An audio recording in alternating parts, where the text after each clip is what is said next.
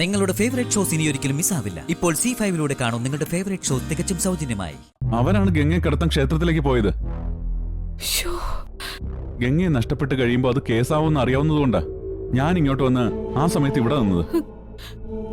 അത് നിന്റെ ക്രിമിനൽ ബുദ്ധി ആയിരിക്കും നാത്തൂൻ എന്നോട് പറഞ്ഞു. ആ അത് ശരിയാണ്. അതൊക്കെ സമ്മതിച്ചു. ഇപ്പൊ എന്റെ മോളെ കൊണ്ടുപോയത് ആരാന്ന് പറ. സത്യം പറയുകയാണെങ്കിൽ അതെനിക്കറിയില്ല. അവരിനി ഗംഗയ്ക്ക് പകരം ശ്രേയെ ആൾമാറി കൊണ്ടുപോയതാണോന്നും അറിയില്ല. പക്ഷേ പെൺകുട്ടികളെ കിട്ടിയ അവരിങ്ങനെ ഫോൺ ചെയ്ത് പണമൊന്നും ചോദിക്കാറില്ല. നേരെ ബോംബയ്ക്കോ കൽക്കട്ടയ്ക്കോ കൊണ്ടുപോകാറാ പതിവ്. എന്റെ മോളെ അവളെ ഒന്നും ചെയ്യരുതെന്നൊന്ന് വിളിച്ചു പറഞ്ഞാകൂലേ. അവരൊക്കെ ആരാണെന്നും എന്താണെന്നും എനിക്കറിയില്ല. ഞാൻ അവർക്ക് ഇൻഫർമേഷൻ പാസ് ചെയ്യുക മാത്രമേ ചെയ്തിട്ടുള്ളൂ. ആള് മാറിയെന്ന് അവർക്ക് മനസ്സിലായപ്പോ ശ്രേയ തന്നെ പറഞ്ഞിട്ടായിരിക്കും അവർ വിളിച്ച് പണം ചോദിച്ചെന്നും അറിയില്ല. അതെങ്ങനെ? അവരിതിന് ഇറങ്ങി പുറപ്പെട്ടതല്ലേ, അതിനവർക്ക് പ്രതിഫലം വേണ്ടേ? പണം കൊടുത്താ വെറുതെ വിടാന്ന് പറഞ്ഞു കാണും. നകുലിന് ആദ്യം സംസാരിച്ച ഒരാളെ പരിചയം ഉണ്ടാവില്ലേ? അവരോട് വീണ്ടും സംസാരിച്ചിതൊന്ന് പരിഹരിച്ചുകൂടെ?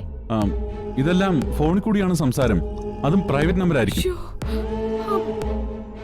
പിന്നെ സിമ്മിൽ നിന്ന് വിളിക്കുന്ന കോൾ ട്രേസ് ചെയ്യാതിരിക്കാൻ അവരാളെ കടത്തും മുമ്പേ ആ സിം കാർഡ് ഒടിച്ചോളയും. ഇനി അവരെ കോണ്ടാക്ട് ചെയ്യാൻ ഒരു നിവൃത്തിയില്ല. പിന്നെ ഒരു കാര്യം ഞാൻ പറയാം, പറഞ്ഞ പണം പറഞ്ഞ സമയത്ത് കൊടുക്കുന്നേ നല്ലത്. അല്ലെങ്കിൽ അവര് 10 ലക്ഷം 20 ലക്ഷം ആക്കും, അല്ലെങ്കിൽ പിന്നെ ആളെ തട്ടിക്കളയും. എന്റെ ദൈവമേ, എന്തൊരു പുലിവാലായത്! ആ ഗംഗയെ തട്ടിക്കൊണ്ട് പോകാൻ പറയാൻ ഏത് ഗതികെട്ട നേരത്താണോ തോന്നിയത്? ഒരു വിവരമില്ലാത്ത ഈ നകുലിനെ തന്നെ ഏൽപ്പിക്കുകയും ചെയ്തല്ലോ. ഞാൻ അവനവും കുഴിക്കുന്ന കുഴിയില് അവനവും തന്നെ വീണെന്ന് പറഞ്ഞതുപോലെയായി. ഗുണപാഠം പറഞ്ഞു നിൽക്കാതെ മഹിയോട് വേഗം ചെന്ന് എന്റെ മോളെ രക്ഷിക്കാൻ പറഞ്ഞ ആത്തൂനെ. മുത്തശ്ശി വിഷമിക്കണ്ട, ഞാൻ പോയി ക്യാഷ് എടുത്ത് അവര് പറഞ്ഞ സ്ഥലത്ത് വെയിറ്റ് ചെയ്യാം. ബാ, നമുക്ക് അങ്ങോട്ടേയല്ല.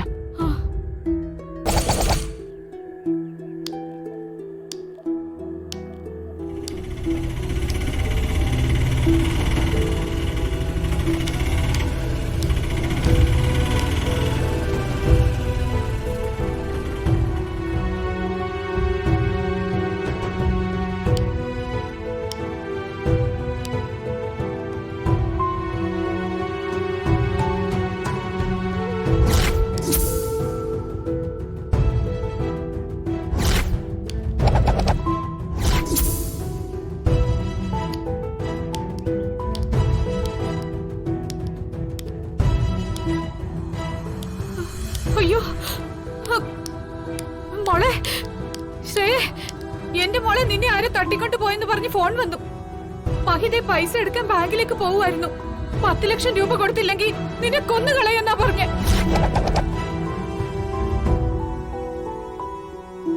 അമ്പലത്തിൽ തൊഴുതു വരുമ്പോഴാ ശ്രേയച്ചയെ തട്ടിക്കൊണ്ടുപോയത്.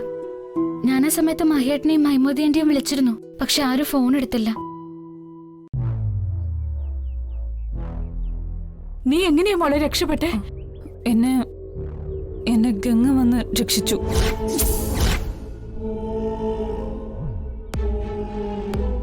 ഡൗൺലോഡ് ചെയ്യൂ C5 ആപ്പ്. കാണൂ എല്ലാ എപ്പിസോഡുകളും സൗജന്യമായി.